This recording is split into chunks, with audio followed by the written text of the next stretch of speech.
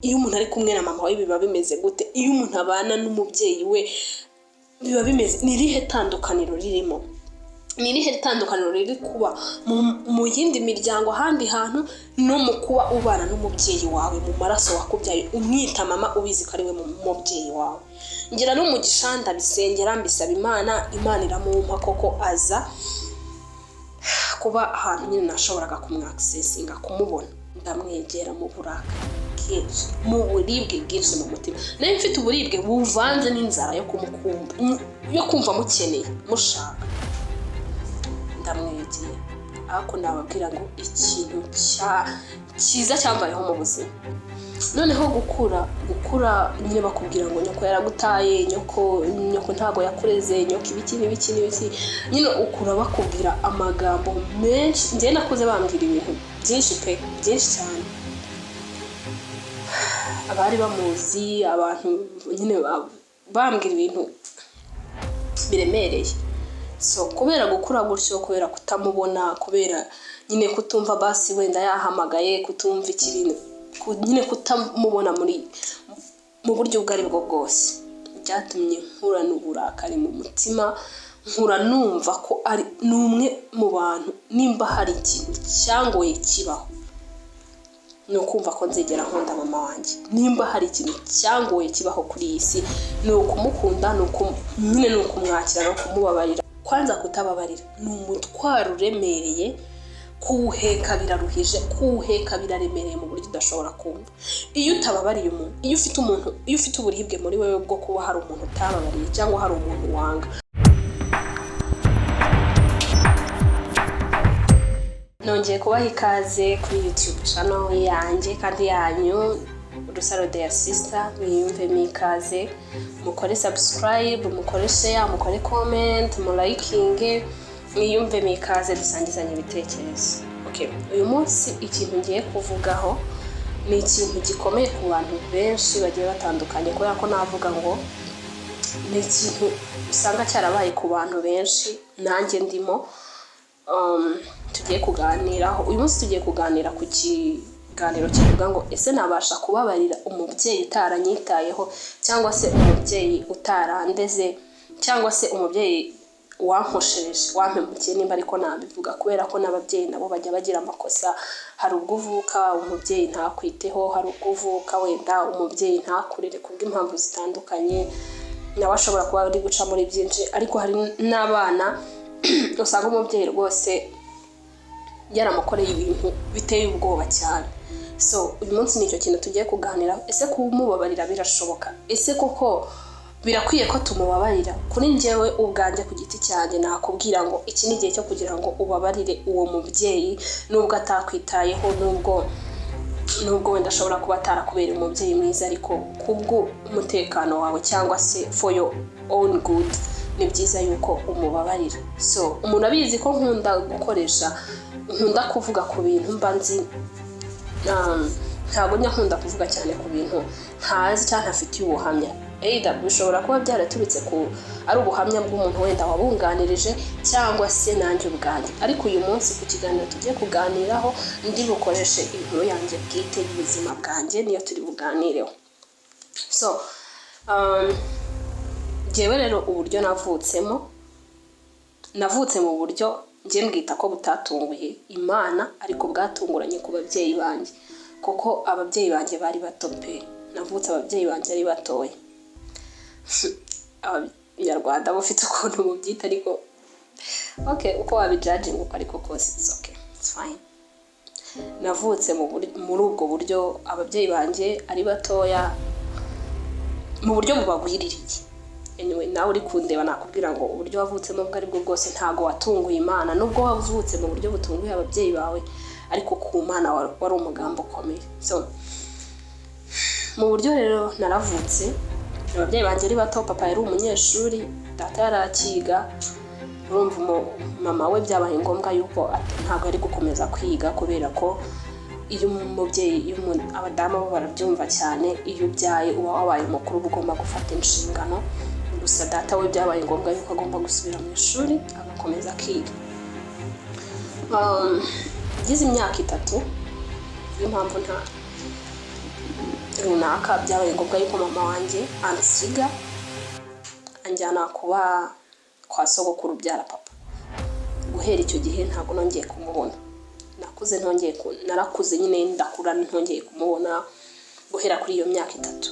Nibuka ko niga muri primaire kuko urumva usize umwana w'imyaka 3 ibyo ari byo byose ntago nzi nimba hashira n'umwaka kikwibuka. Isura sinayibukaga, nta kintu kimwe nari numvaga nyine ntago nari muziho, nta kintu nari muziho kwa nakuze numva ntamuzi pe, kandi kuko urumva umwana w'imyaka 3 bari mutoya. Kuko nibuka ko niga muri primaire nko mu wa 5 gutyo mu wa 4 ntago nari muzi ku buryo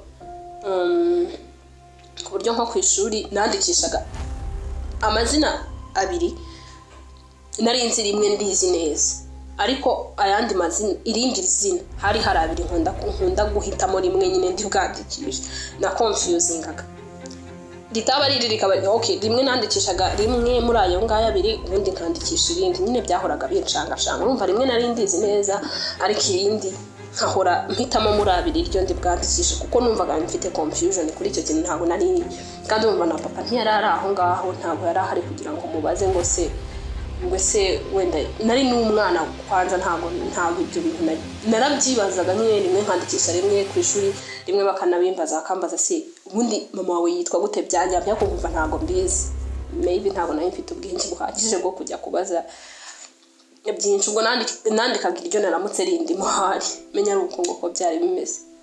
So ndakura noneho iwabo wa papa ni wabo wa mama ntago hari ahantu harimo intera nini cyane, bari abantu bavuka n'abantu kuko bose barahari, n'abantu bavuka mu bice bidatandukanye cyane, hari harimo intera itari nini cyane ku buryo nahuraga n'umuntu wenda uzi mama wanjye akambaza ngo ese nyoko abahe, ngo ariko ngo ese nyoko asigaye abahe, kandi mu by'ukuri mama wanjye simuzi, sinzi amarengero ye, sinzi aho yagiye. Nanjye ubwanjye sinari narigeze numva ahamagara kuri telefone, sinari narigeze numva wenda sinongeye kumubona mvuga ngo yaje kunsura, sinongeye kubona wenda ngo yanyoherereje impano, ntabwo nyine nongeye kubibona pe. Nakuze gutyo nyine numva ngaba iyo ariko ntamubona, ntazi amakuru ye, ntazi ibye. Noneho ikibazo kindi nagiraga iyo najyaga muri famiye y'iwabo wa mama, okay, hari nk'igihe byabaga ngombwa yuko njya nko mu bantu bakazajya babaza ngo ariko uyu mwana uko tubona afitanye ishusho nabo kwa runaka, ngo uyu mwana ni uwande, ukumva nyine barabazanya gutyo. Ngako murabizi nk'iyo yuvuka mu muryango ari papa na mama bari kumwe babana, akenshi nko muri quartier baba bazi bavuga bati uyu ni umwana wo kwa runaka. Nje ntago babazaga gutyo, bavuga ngo ariko uyu umwana ngo ni uwande, ntago babazaga ngo no kwa ni uwande. Nyenda haba hari nk'umuntu nzi akavuga ati uyu mwana ni wa runaka, ngo yabyaranye nandeze, yabyaranye na runaka, ngo ariko ngo uwo muntu ubundi ngo uwo muntu ngo yagiye he, kako se ubwo umuntu aracyabaho, ngese ubwo yarengeye he. Ku buryo nyine byabaga numva bingoye pe, byabaga bingoye mu mutima. Noneho nk'igihe abana bajya gufata amabirete, igihe nyine abana babaza ngo babatumye ababyeyi ibiki, njyewe mama nabonaga nyine abandi bana bishimye ngo mama ngo yaje kumfatira birote ngo ibiki, akogeye nkaba ntamuzi nyine, nkababara mu mutima nkanabaye ko se mama wanjye abaho ntabaho. Kandi mu by'ukuri sinzi nyine ukuntu nabivuga, ariko byari ibintu bingoye gukura nyine muri ubwo buryo.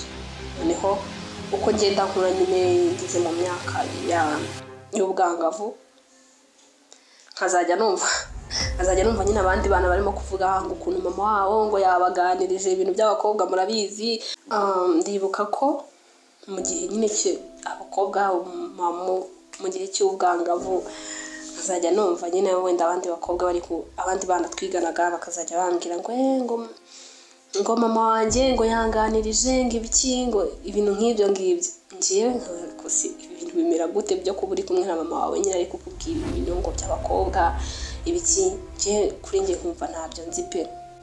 Noneho gukura nyine bakubwira ngo nyoko yaragutaye, nyoko ntago yakureze, nyoko ibiki n'ibiki nyine ukura bakubwira amagambo menshi. Ngiye nakuze bambwira ibintu byinshi pe, byinshi cyane. abari bamuzi, abantu nyine bambwira ibintu biremereye.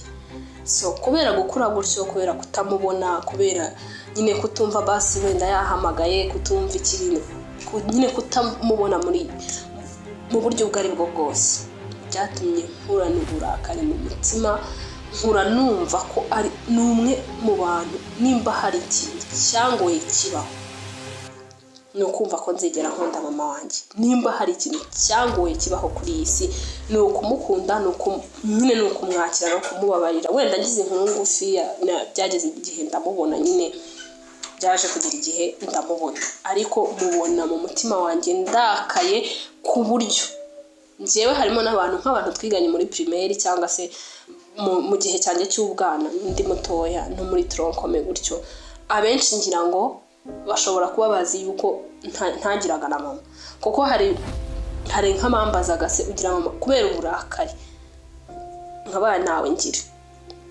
Rimwe na rimwe nanavugaga ko yapfuye, nyine nabaga numva ndakaye mu buryo udashobora kubyumva. Nkase gute, kubera iki njyewe nshobora kubaho ndi umwana nyine niyumvaga nk'umuntu nyine w'imfubyi kuri mama, nimba ariko nabivuga, ku buryo nk'abandi bana rimwe na rimwe navugaga ko mufite, rimwe na rimwe nkavuga ko ntawe ngira, nyine mbese ubundi noneho byaje kugera igihe ubwo byaje kugera aho ngaho, noneho ndamusiba, ndamukaraba, ava mu buzima bwanjye byanyabyo ndabana mama ngira, ndaniyakira, ndabana njye na mama ngira, mbyikuramo. Icyo gihe byari bigeze igihe noneho mbonye umusimbura, nyine mbonye undi muntu navuga ngo mbera mama, ndamumusimbuza neza burundu. Noneho ndahati mama wanjye nawe ngira, mbyikuramo, ntangira kuzajya mbivuga. Kandi buri gihe cy'umuntu yatura mu kanwa ke akenshi kimujyamo, nyine kigera aho ngaho kikamubamo. Ngiye ntangira nishyiramo ko nta mama ngira. So impamvu bibabwiye ni iyihe rero? Navuze ngo tujye kuganira ku kintu cyitwa se wabasha kubabarira umubyeyi wawe utarakwitayeho. Anyways, ndabizi ko nshobora kuba atari njyewe, ntabwo ari njyewe ufite inkuru iremereye, nta nubwo ari njyewe ufite inkuru ibabaje mu bantu muri kureba kino kiganiro, ariko nanjye ku giti cyane njye mfiteho notion, mfiteho icyo mbizi. Kubabarira umubyeyi ntabwo ari ibintu byoroshye pe, ni ibintu bikomeye biremereye cyane, kuko ndabizi ko hari abantu bafite ababyeyi amutekereza akumva no kumwiyicira yamwiyicira, kuko ababyeyi ubundi tuzi ko ababyeyi ari abantu tuba tugomba gufatiraho urugero, ari abantu ngira ngo mu muco twabifashe nk'aho ari abantu b'abatagatifu, ariko hari igihe kigera ababyeyi ntibaba batagatifu. Hari igihe umubyeyi aba atari umutagatifu rwose, umubyeyi agukorera ibintu ukaba yataye ko se wait warambyaye, nyine ukumva ntabwo nzi ukuntu wabivuga. Ariko nimba ari niyo situation urimo wihangane, ariko nkubwiye ngo kubabarira umubyeyi ni ibintu bishoboka kandi ni ku nyungu zawe bwite. Igihe cyaje kugera ndamubona, ariko bitewe n'uburakari nari mfite muri njyewe, uburibwe nakuranye muri njyewe, kumubona ahubwo byabyukije uburakari nari mfite. Ariko mu by'ukuri maze kumubona nkagira ubwo burakari bungana gutyo, kumwakira nkanga kumuha karibu mu buzima bwanjye, nkanga kumwakira, ibintu byanjye byose byatangiye gupfa. Kubera iki? Uburibwe n'uburakari nari mfite no kumva mwanze byatumaga sinzi niba naranamwangaga cyangwa ahubwo nari murakariye ku rwego ruremereye ku buryo nanjye ntazi uburyo nabihanduriye. Byatumaga abantu bose mbabona mu buryo buri negative, nta muntu washoboraga kunkorera ikintu ngo nezerwe mu mutima. Umuntu wanjye wageragezaga wankoreraga ikintu, niyo umuntu yankoserezaga agakosa gato cyane, nkabaga mvuga nti ubundi ko na mama wanyibyariye ari ubwe ku giti cye atankunze, ubundi byagenda gute? Ubwo n'abantu bose nibwo nta muntu nkunda. Byageze ubwo niyumva nkaho nta muntu nkunda, kubera guhora buri munsi ntekereza icyo kintu, kubera guhora buri munsi mu mutwe wanjye, mu mutima wanjye ntekereza nyine yuko mama wanjye atankunda. Kandi mu by'ukuri sinarinzi ibyo yaciyemo cyangwa icyamubayeho cyatumye bigenda gutyo. Ariko ngiye kuri njye kuko ntiyari ahari ngo ampe ubusobanuro, nta n'undi muntu wari kumpa igisobanuro cy'icyabimuteye, cy'icyatumye afata uwo mwanzuro. Njye rero muri njye numvaga murakare, mfite uburakari, uburibwe bwinshi, mvuga nti nyina ntazigera aza mu buzima bwanjye ku buryo nanavuga nti nawe namubona. Tekereze ko ngende umwana navugaga nti no mu bukwe bwanjye sinzamuha ishimwe ry'ababyeyi, sinzarimo. Ibaza urwego byari biriho uburakari kandi bwaterwaga n'iki environment mbamo, guhora bambwira ko mama yantaye, nyoko yarabutaye, amagambo menshi cyane, bigatuma nkora ndakaye. Nabonaga ibintu byose mu buryo bubi, nta muntu washoboraga kunkorera ikintu cyiza ngo mbibone. Naravugaga n'ubundi nabaga mbona nyine n'ubundi uri kubinkorera kugira ngo mbeshye unyiyerurutseho. Nanjye ubwanjye ntago nikundaga, nabaga numva niyanze basahe n'ubundi ndi umwana wavutse gutya na gutya n'ubundi ntago ababyeyi banjye nabo ubwabo ntago bankunda, kuko urumva na papa nawe ntago yari ahari. Na papa nawe yabaga abayeho mu bundi buzima bwe, wenda ndi muto cyane bw'icyo gihe menye ubwenge, yari umunyeshuri, ariko nawe yageze igihe ararangiza, ariko ntago yari guhora yicaye iruhande, nawe ntago yari ahari. Yagombaga gukomeza ubuzima bwe, ntago kuba ndi umwana we byagombaga kumufata ubuzima bwe bwose ngo bureke gukomeza. Nawe ntiyari ahari ngo mubaze ibibazo nibazaga. Mu by'ukuri nabanaga n'umuntu ntashobora na muzehe, kandi muzehe nawe sinashoboraga kumubaza ibyo bibazo. Ibyo bintu kubimubaza si ubwo yari gukuraho iki, yari muzehe wenyine, kandi ntago nayo kumubaza iki. Igihe wenda nagerageje kubaza umuntu, ikintu cyanatumye ndekeraho kubaza abantu ibintu bigendanye na mama wanjye ngo mubaze ibibazo ibintu nk'ibyo ngibyo. Nigeze kubaza umuntu ndamubaza se mama wanjye ubundi yari ameze gute, ijambo yansubije mayi nka data. Yarambwiye ngo kugira ngo ahari nanabyihorera simbivugeho, but yaransubije ngo reka nyoko, ngo nyoko ngo yari akagore ngo gasa n'inyama y'inyoni. Oh my god, uri kumva ko iryo jambo ku muntu none narinda umwana mutoya yumubwiye ikintu nk'icyo, mwami Yesu nta nubwo yumva wenyine abifata. Icyo yari ashaka gusobanura aho ngaho, yari ashaka gusobanura ko yari inzobe, kuko nanjye ndi inzobe, murabibona ko ariho nakuye inzobe. Okay, iyo ubwiye umwana ikintu nk'icyo ngicyo mu mutima bimwica mu buryo nawe ubwatazi. Kuva uwo muntu yansubiza gutyo, ntago nigeze nongera gutekereza kugira umuntu mbaza ku bintu bya mama wanjye, mpita nyine ndabireka ndabyihorera. So uburibwe rero nari mfite mu mutima katumaga mvuga nti mama n'igihe nzamubonera ntago nzigera mwakira, namubona ntamubona. Byageze aho ngaho nk'abana nta nubwo nkimushaka, sinzi namukeneye. Mu by'ukuri si no kumwanga, ahubwo n'uburibwe n'uburakari kubera gukura nyine abantu bagutortira bakubwira amagambo mabi, nyoko yererere ibintu bitandukanye. Maze kumubona rero byarangoye nk'uko nabivuze, ariko byari biri ngombwa yuko mwakira, kuko nagombaga kumubaza ese byagenze gute. Igihe nyine nari maze byageze aho ndavuga ati ariko reka ncururuke gatoya numve uruhande rwe, babwize ukuri nimba ari ikintu cyiza cyambayeho mu buzima, ni ukumva uruhande rwe nyine. Maze nababwiye ko nanjye ubwanjye numvaga ntikunda nyine narirakariye, ariko igihe cyaje kugera ndavuga ati rero mama ndamukeneye pe, nkeneye nageze aho nyine numva afite amatsiko y'urukundo rw'umubyeyi w'umumama, numva ndanyotewe, numva afite inzara n'inyota mu mutima wanjye. Ndavuga ntako bwa buzima b'abana bambwiraga muri primaire, iyo umuntu ari kumwe na mama we biba bimeze gute, iyo umuntu abana n'umubyeyi we biba bimeze, nirihe tandukaniro ririmo, nirihe tandukaniro riri kuba mu yindi miryango ahandi hantu no mu kuba ubana n'umubyeyi wawe mu maraso wakubyaye, umwita mama ubizi ko ari we mubyeyi wawe. Ngira no mu gishanda bisengera mbisaba Imana iramumpa koko aza kuba ahantu nyine nashoboraga kumwakisesinga kumubona. Ndamwegera mu burakari bwinshi, mu buribwe bwinshi mu mutima. Nayo mfite uburibwe buvanze n'inzara yo kumva mukeneye mushaka. Ndamwegera, ariko nababwira ngo ikintu cyiza cyambayeho mu buzima ni ukuba namwegera nkumva inkuru ye, nkumva ikintu cyamuteye gufata umwanzuro uremereye gutyo. mu bintu byanshimishije njye namutekerezaga nk'umuntu mubi w'umwana mubi w'umubyeyi mubi, ariko mu bantu naje gusanga ko muri iyi si nimba hari umuntu ugira umutima mwiza muri iyi si nabonye ni mama. Simuvugira neza ngo kubera ko ari umubyeyi wanjye, ariko mu by'ukuri mu bintu namutekerezagaho naje gusanga ibyo bintu bitandukanye n'uwo yari ariwe, ahubwo bimpa amahirwe yo kumva inkuru ye icyamuteye nyine gufata uwo mwanzuro. Byampaye amahirwe yo kumenya nyamukuru ngo ibintu byagenze gute, ibintu bimeze gute. Kumubabarira nubwo bitari urugendo rworoshye rwanankomereye cyane, ariko byarashobotse.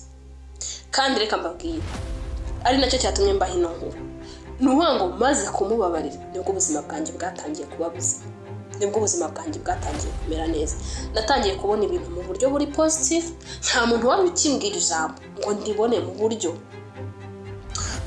buremereye cyane bunkomerekeje. Nta muntu nari nkitaho ngo wenda ngo byagenze gute ngo na gute, kuko ibyo bintu kwanza kutababarira ni umutwaro uremereye, kuwuheka biraruhije, kuwuheka biraremereye mu buryo udashobora kuba. Iyo utababariye umuntu, iyo ufite uburibwe muri wewe bwo kuba hari umuntu utababariye cyangwa hari umuntu wanga, nta muntu wanaguha ubufasha. kandi buryo umugisha akenshi tuwubona mu biganza by'abandi bantu. Imana inyuza umugisha mu bandi bantu bakaduhesha umugisha, ariko iyo ufite uburakari, iyo ufite ubugome uburibwe muri wowe uhetse umutwaro uremereye, biragoye yuko wabona undi muntu ngo umubonemo icyiza, kandi hari umuntu wawe wa bugufi utabonamo ikintu cyiza, umubona mu rwango, umubona mu burakari. Nawe ubwawe bigutera kwiyanga, kuko uhorana ya mentality iri negative yo kumva ko nawe ubwawe utari worthy. Sinzi uko nabivuga mu kinyarwanda, udakwiriye ibyiza nimba ariko nabivuga. Uba wumva nyine uri umwana watawe, uba wumva uri umuntu udafite agaciro. Ariko iyo umaze kubabarira umuntu, ntabwo kubabarira ntabwo ari ijambo rikoreshwa ku muntu udafite amakosa. Oya, umuntu ababarira umuntu kubera ko hari amakosa amubonaho. Ntabwo ndi kukubwira ngo ubabarire umubyeyi wawe ngo kubera yuko ari innocent. Impamvu ugomba ndi gukoresha ijambo kubabarira ni ukubera ko hari ibyo umushinja, hari amakosa umushinja. Ariko nanone nkakubwira ngo ni byiza kumubabarira for your own good, kubw'ineza yawe nimba ariko nabivuga, kubwo kwigirira neza.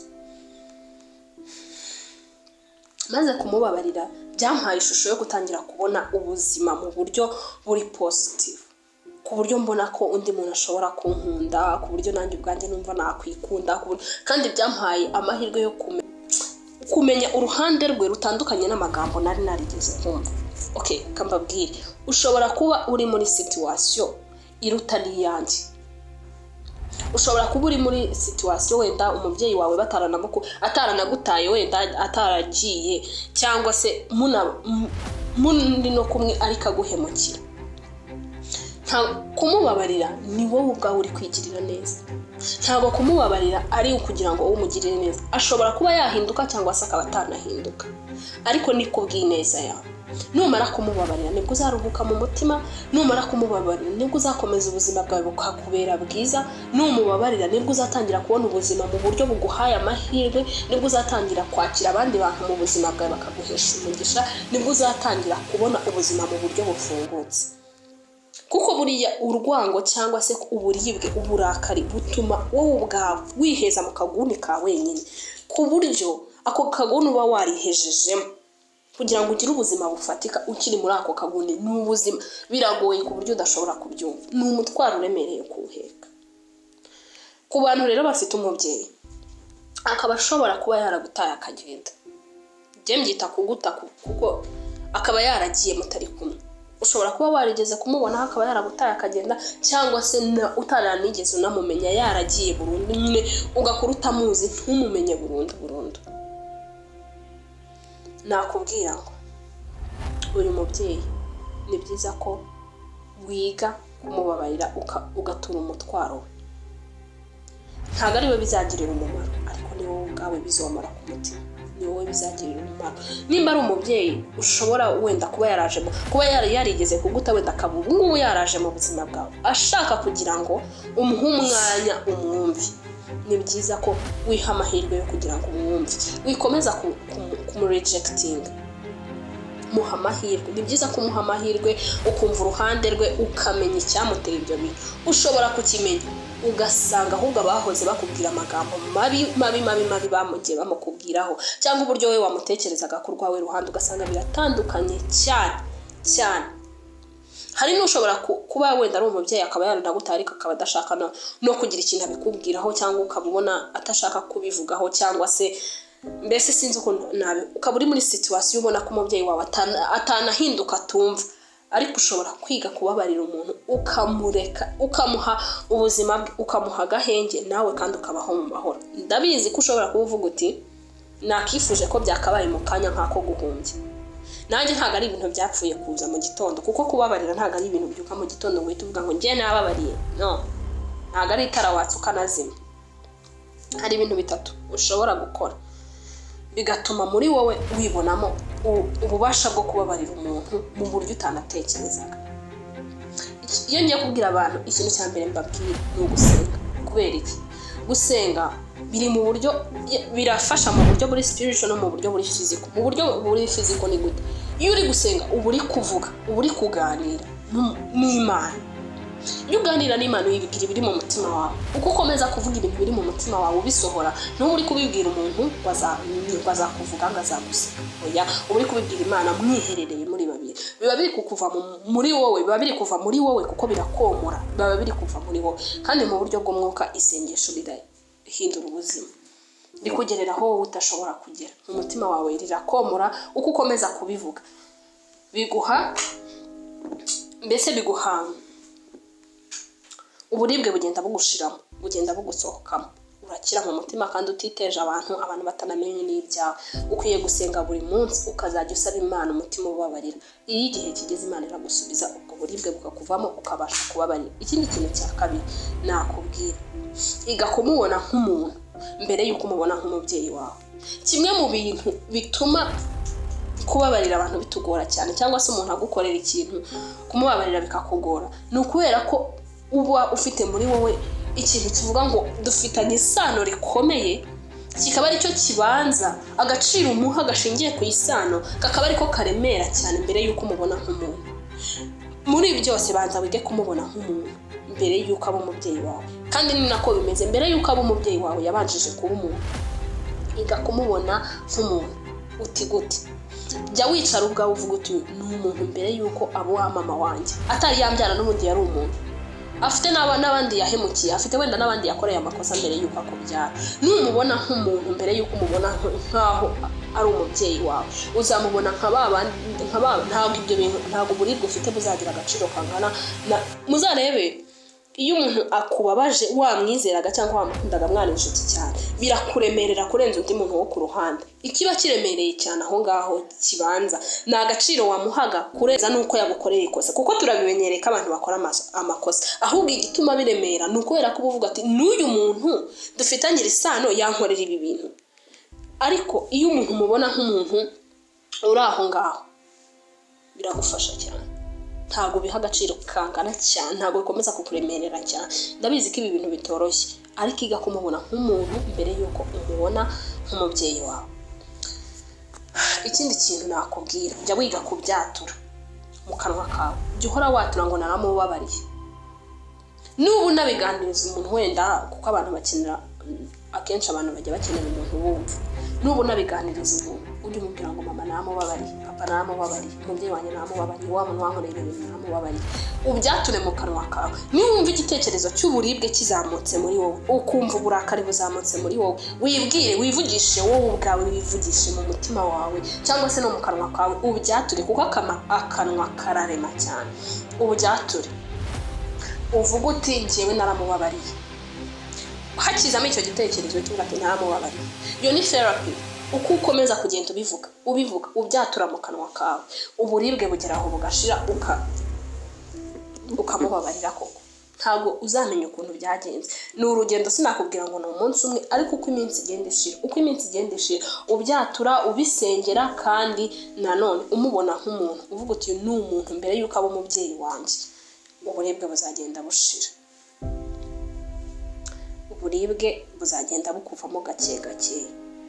Kubabarira umubyeyi wawe birashoboka, kubabarira umubyeyi wawe ni kubw'ineza yawe, kubabarira uretse n'umubyeyi n'umuntu wese wagukosereje, yaba yaragutaye, yaba yaragukoze ibiki. Ababyeyi ni bamwe mu bantu bajya bakora ibintu noneho tukabura naho nuvuga ngo umubyeyi washobora kugukorera ibintu kuko ari umubyeyi wa ukabura n'uregera pe nese ubu waregera nde koko, ukabura n'utakira, ukabura n'ubwira.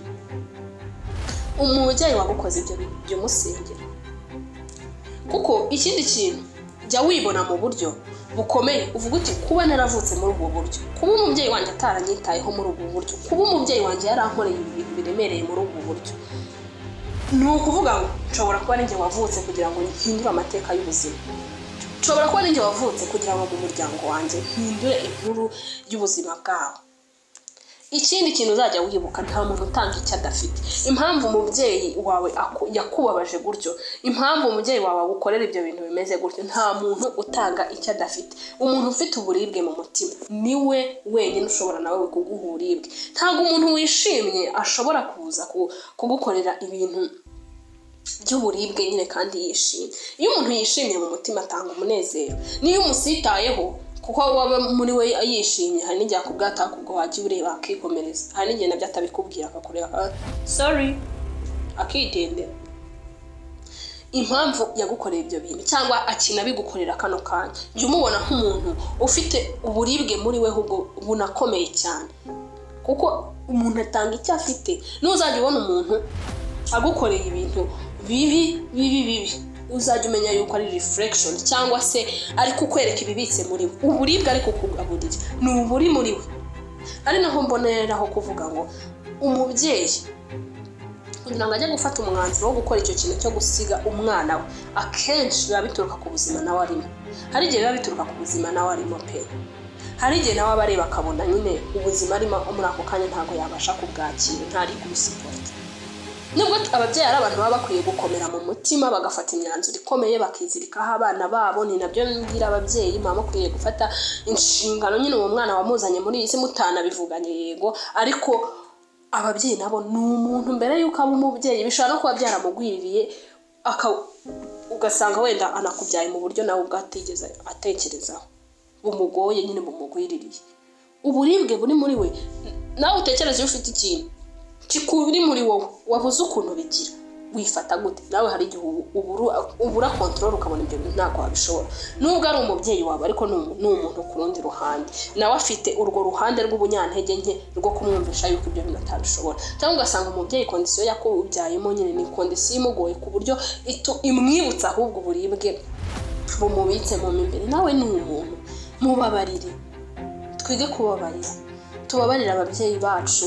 Niba umubyeyi wawe wenda yaranakureza akakurera mu buryo bubi, akagutraumatiza, akakurera gukorera ibintu bitabaho ku isi, wenda mushobora no kuba mutarabanye, n'igihe mugiye kujya kubana ukabona ntago arimo kukwakira, ntabwo arimo gushaka kugukorera, kukubabaza kandi umubonye nagukuze, ushobora no kumuha akanya, ushobora no kumuhunga ukamureka, ariko mu mutima wawe ukiga kumubabara ukamuruhuka pe, niko nge nabivuga, ukamuruhuka. Ushobora kubona ari umubyeyi wenda udashaka guhinduka, utazigera anahindura imyumvire, twari igihe n'umubyeyi ushaka kumuhana umubwira wenda ntugakora ibi bintu, umushaka kumwereka uruhande rwiza ahubwo akaba ari bwo akubera mubi cyangwa akakurakarira cyane. Ariko navuga ngo niba ubona anameze gutyo, ubona atazanahinduka, ushobora kumuha akanya ukamuhunga. Ushobora kuba wenda uri mukuru, umaze kuba mukuru ushobora gutangira ubuzima bwawe ku ruhande, cyangwa niba uri n'umwana ushobora kubona ubundi buryo, ushobora no kumuha amahoro ye ukamuha akanya kiwe, ariko mu mutima wawe ukamuruhuka. Kuko umubyeyi kumutwaraho umusaraba ni ikintu kiremereye udashobora kubasha gukomeza ubuzima ngo bubeho mu buryo bunezerewe cyangwa uburyo bwiza ufite igikomere cy'umubyeyi. Nababwiye ibintu ngira ngo ni 4 ushobora gukoresha, ushobora kuzirikana. Icyambere no kuzajya umubona nk'umuntu mbere yo kumubona nk'umubyeyi, bizagufasha mu bizirikane cyane, ujye uhora ubisengera buri munsi, umubone nk'umuntu nyine kandi nyine niba ubona ariko umuruhuke mu mutima kugira ngo ukomeze ubuzima bwawe. Igihe uzaba umaze kugira ubuzima bwiza azagaruka, kandi nagaruka uzamubabarira. Kubabarira kandi iyo mvuga kubabarira ntago iyo ushobora no kubabarira umuntu mukaba mutavuze ko mwongere ngo ujye kumwihomekaho mumere gutya, ushaka no kumubabarira ukamurekera ubuzima bwe. Ngende kubivuga kubw'ineza yawe kugira ngo wowe ubwawe umererwe neza muri wowe, ubohoke mu mutima, ukinguke mu mutima, ureke kuri icyo gikomere kigende kikuvemo, ubohoke mu mutima, wibereho mu buzima bwawe. Ako ntabwo mvuze ngo kumubabarira igare guhita ugenda, kuko bishobora no kutemera. Kandi ushobora kubabarira umuntu rwose mukabana ari mu buzima bwe nawe uri mu buzima bwawe, ariko mu mutima wawe warakingutse, mu mutima warabohotse, mu mutima ndabizi ko bishoboka. Ntukanumve ko bidashoboka, ntukumve ko bidashobora kubona amahirwe. Ujye ubisengera buri munsi. Nakubwiye ibintu bine, nubigerageza ukabikurikiza ukabigumamo muri uwo murongo nakubwiye, ndabizi ko uzabishobora kumubabarira. Kandi niba ari umuntu wahinduka mukongera mukabana, uzamuha amahirwe, mutangire mubane, mutangire nimba ubasha kumubona nyine akaba ari umuntu ushobora kubasha koroha mu mutima, mukaba abantu barigana. Ndakwiga nawe ukanyiga, tugatangira tukabana mu buryo bwo kwigana nyine, bigatangira bigoranye, bigatangira hari utwo tugonganaho, kuko ntiwandeze mu bwana, nanjye sinakubonye mu bwana, ndacyafite uburakari. Nyine murigana, mugenda mwiga kubana, mugenda mwiga buri wese imico y'umwe, n'undi yiga imico ya mugenzi we, gutyo mukagenda mubana muri ubwo buryo. Ntabwo mvuze ko nimumara kubabarirana cyangwa mwongeye kubana mutazagira utuntu mupfubiranaho, ariko nimupfubirana nanone ntukagarure ibikomere bya kera. Niba waramuhaye amahirwe mu buzima bwawe ngo mwongere kubana, si ngombwa ko mwongera kugirana akabazo ngo uhite ugarura bya bintu ngo n'ubundi ntabwo wandeze, n'ubundi warantaye, n'ubundi yererere, kuko uba usubije ibintu rudubi. Ni byiza ko nimba umuhaye amahirwe mukaba mugiye kongera kubana, wenda ukaba ukingutse mu mutima, wenda uvuga ati ndabona ari umubyeyi woroshye mu mutima, dushobora kugirana ubuzima. Si byiza ko uzajya uhora umukomeretsa kuri icyo kintu. Nyine mureke, muha amahirwe, mubane, mukundane, mwongere mwigane, mumenyerane, kandi musenge cyane. Mujye musenga, kubera ko ntago ibyo bintu umuntu ashobora kubyishoboza. Wowe ubwawe uvuze ngo nzabyishoboza, nzabyikorera, bishobora kudashoboka. Ariko niyo mpamvu nakubwiye ngo ujye usenga. Burya isengesho rituma mu bintu byose utishoboreye kwikorera. Isengesho riromora mu mutima, isengesho mu buryo bw'umwuka rihindura ibintu, kuko nta nubwo twakwirengagiza ko hari impamvu z'umwuka zishobora gutuma nanone umubyeyi wawe aguta. Nabyo ntabwo twabyirengagiza, ariko iyo ubisengeye n'izo mpamvu zishobora kuvaho. Rero nababwira ngo mukundane, mugume mu rukundo, mugerageze nyine kubaho mu buzima bukundanye. Twige buri munsi kubabarira, kubohoka mu mutima. Munganirize, mumbwire muri comment, ndashyiraho nimero, munyandikire, mumbwire ibintu bitandukanye kuri email yanjye, na email nayo ndayishyiraho.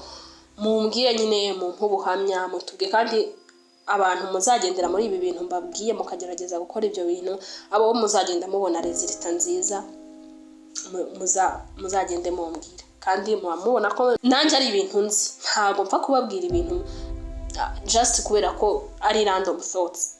Nazo zishobora kubaho, ariko mba nababwiye ibintu mbyumva ko ari ibintu bifite uburemere, bishobora kukuba bikuremereye. Nanjye nkuko muri njye byari bingoye, nkuko nanjye muri njye byari bindemereye, ariko nanone nkuko nabishoboye cyangwa byashobotse, nawe bishobora gushoboka. Nubwo atari njye ufite inkuru iremereye cyangwa se ubuzima, muzagenda wenda uko tuzagenda tuganira, muzagenda mugenda mumenya n'ibindi bintu bigiye bitandukanye. Nabahayeho akantu gatoya cyane, ariko nubwo ushobora kuba ufite inkuru iremereye cyane, ntabwo twakompara uburibwe. Buri muntu wese aba afite uburyo ababayemo. So rero ndabakunda, mukomeze nyine musenge, mukomeze mukundane, mukomeze mwige kubaho mu rukundo, kuko njye nibyo nshyigikira cyane. Murakoze, bye.